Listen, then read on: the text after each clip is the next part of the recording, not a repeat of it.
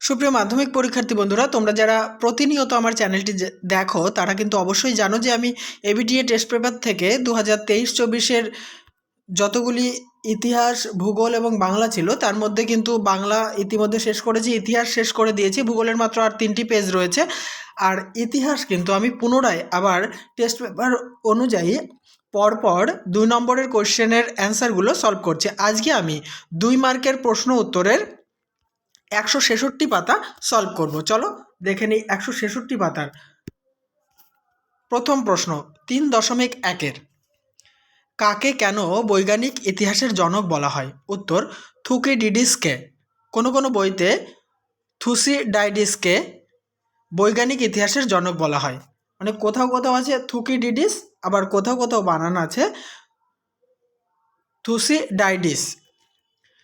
বৈজ্ঞানিক ইতিহাসের জনক বলা হয় কারণ তথ্য প্রমাণ সংগ্রহের কঠোর মান নিয়ন্ত্রণ ও দেবতাদের হস্তক্ষেপ সম্পর্কিত বিভিন্ন বিষয়ের কারণ এবং প্রভাবকে কোনো প্রকার উৎস ছাড়াই বিশ্লেষণ করা ছিল তার প্রধান কাজ। পরের প্রশ্ন 3.2, মোনালিসা চিত্রটি এখনও বিশ্বের সর্বশ্রেষ্ঠ চিত্রের স্থান কিভাবে দখল করে রেখেছে? উত্তর, লিওনার্দো দা ভিঞ্চি আজ থেকে প্রায় 500 বছর আগে মোনালিসা চিত্রটি অঙ্কন করেন। লুভর মিউজিয়ামে এই চিত্রটি আজও রাখা আছে কারণ এই চিত্রটি দেখে প্রতিদিন হাজার হাজার দর্শক মুগ্ধ ও আকৃষ্ট হন। বহু বছর আগে তৈরি হলেও এই স্থির মহিলা দমিত চিত্রটিকে সামনাসামনি দেখে বিস্মিত ও মন্ত্রমুগ্ধ হতে হয়। তাই মোনালিসা চিত্রটি আজও পৃথিবীর সর্বশ্রেষ্ঠ চিত্রের স্থান অধিকার করে আছে। নেক্সট প্রশ্ন 3.3, নীলদর্পণ নাটকটি আমেরিকার কোন সাহিত্যের সঙ্গে কেন তুলনা করা হয়?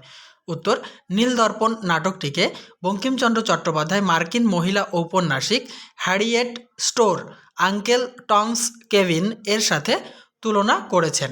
হ্যারিয়েট স্টো এর উপন্যাসটি যেমন কাফ্রিদের দাসত্ব মোচন করেছিল, তেমনি দীনবন্ধু মিত্রের নীলদর্পণ নাটকটিও ইংরেজ নীলকরদের অত্যাচারের হাত থেকে নীল চাষিদের দাসত্ব মোচনে সহায়তা করেছিল।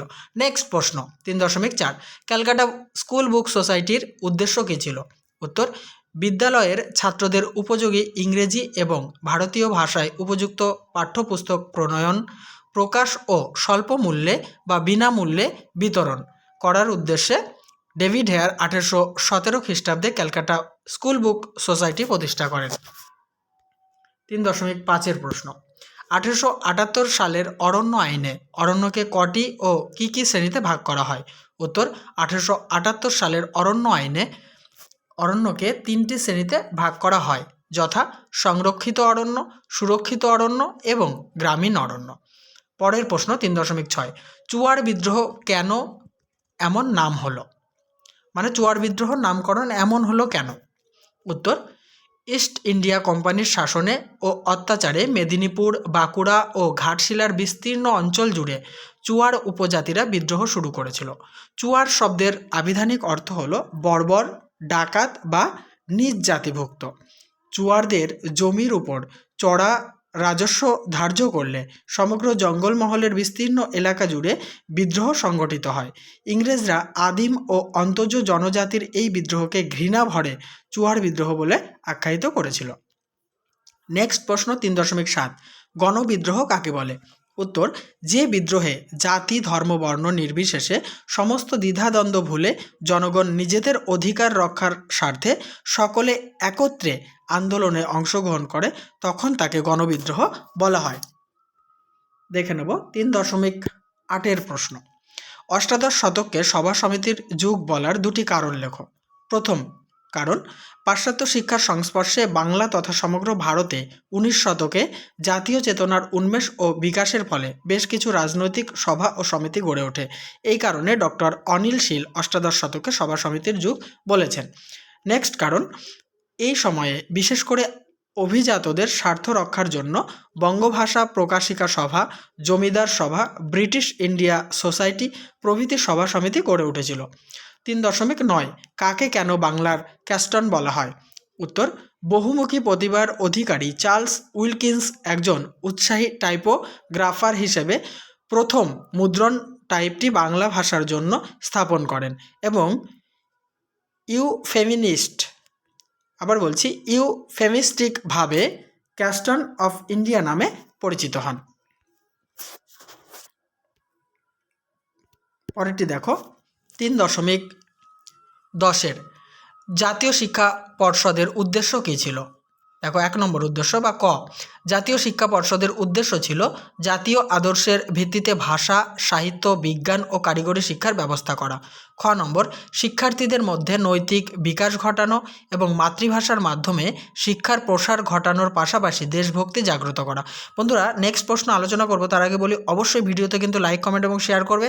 আর প্রতিনিয়ত যে সমস্ত দরকারি ভিডিওগুলি আমি তোমাদের সামনে তুলে ধরেছি সেগুলো কিন্তু পরপর ফোল্ডার হিসাবে আমার প্লেলিস্টে পেয়ে যাবে। আর এই যে 2 মার্কের কোশ্চেনগুলো আমি সলভ করছি এগুলোও কিন্তু প্লেলিস্টে তোমরা পেয়ে যাবে। ঠিক আছে বন্ধুরা, তাহলে দেখতে থাকো, সঙ্গে থাকো। দেখো 3.11 বামপন্থী রাজনীতি বলতে কী বোঝায়? উত্তরটি দেখে নাও। বামপন্থী রাজনীতি হলো সমাজতন্ত্রী ও প্রগতিশীল সেই রাজনীতি যেখানে সাধারণ খেটে খাওয়া মানুষ বা পিছিয়ে পড়া মানুষদের সাম্য ও অধিকার নিয়ে দাবি তোলা হয়। এছাড়া সামাজিক স্তর বিন্যাসের ঘোর বিরোধিতা করা হয়। পরের প্রশ্ন 3.12 স্বামী সহজানন্দ সরস্বতী কেন বিখ্যাত? উত্তর, 1956 খ্রিস্টাব্দে স্বামী শিবানন্দ সন্ন্যাসীর পবিত্র আদর্শে দীক্ষিত করে সহজানন্দকে নাম এবং উপাধি প্রদান করেন। তাকে আফ্রিকান ছোট গুরুও বলা হয়। জমিদারদের অত্যাচারের বিরুদ্ধে কৃষকদের ঐক্যবদ্ধ করে স্বামী সহজানন্দ সরস্বতী বিহারে কিষাণ সভা আন্দোলন শুরু করেন, যা তাকে সমধিক পরিচিতি প্রদান করেছিল। নেক্সট প্রশ্ন 3.13 প্রান্তিক জনগোষ্ঠী কাদের বলে? উত্তর, যে জনগোষ্ঠী দেশের বা পৃথিবীর বিভিন্ন প্রান্তে ছড়িয়ে ছিটিয়ে রয়েছে, শাসকের অত্যাচার, নির্যাতন এবং উৎপীড়ন সহ্য করে যাদের জীবন কাটে অবহেলা, রুগ্ন শরীর, নিরক্ষরতা এবং দারিদ্রতা যাদের নিত্যসঙ্গী, তাদের প্রান্তিক জনগোষ্ঠী বলা হয়। নেক্সট প্রশ্ন 3.14 ডান্ডি অভিযান কি? 1929 খ্রিস্টাব্দে বিশ্বব্যাপী অর্থনৈতিক মন্দা, সাইমন কমিশনের প্রতিক্রিয়াশীল নীতি, অনশনে বিপ্লবী যতীন দাসের মৃত্যু প্রভৃতি দেশ জুড়ে এক সংকটময় পরিস্থিতির সৃষ্টি করে। এমন পরিস্থিতিতে গান্ধীজি ব্রিটিশ সরকারের কাছে বন্দি মুক্তি সহ 11 দফা দাবি পেশ করলে সরকার তা প্রত্যাখ্যান করেন। এই কারণেই গান্ধীজি 1930 সালের 12ই মার্চ গুজরাটের সবরমতী আশ্রম থেকে আইন অমান্য আন্দোলনের উদ্দেশ্যে ডান্ডি অভিযান শুরু করেন। দেখে নেব 3.15 নম্বরের প্রশ্ন এবং তার উত্তর।